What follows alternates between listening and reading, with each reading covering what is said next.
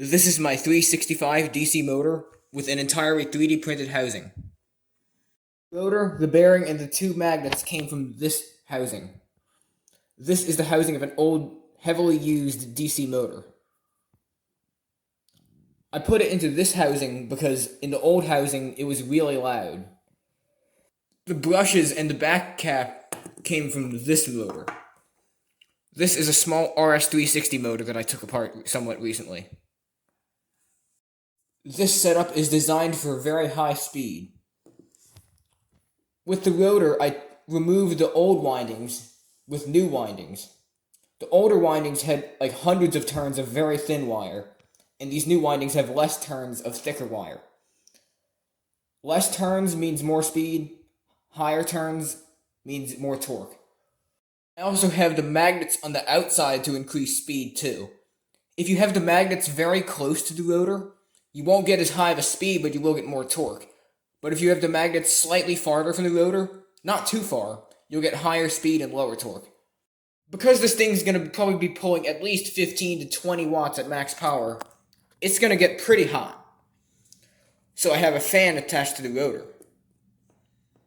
You want to try to keep your windings as cool as possible because I've heard that for every 10 degrees Celsius increase in winding temperature, the winding's life gets cut in half, which is kind of crazy. To power the motor, I'm going to use these two lithium-ion batteries.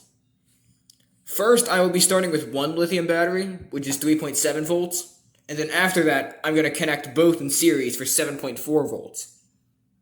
Now that all connections are made, let's go ahead and fire it up. 3.7 volts. That's fast. Whoa, that's not good. The motor stalled because I had a bearing failure.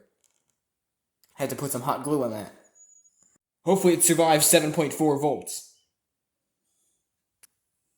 Are you ready?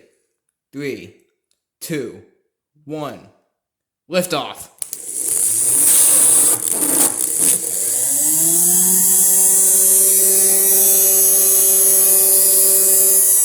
It's fast.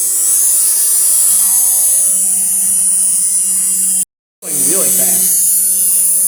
You can feel a little air coming out. Let's see how strong it is with a fan. Hopefully I don't reinvent some type of new explosive device.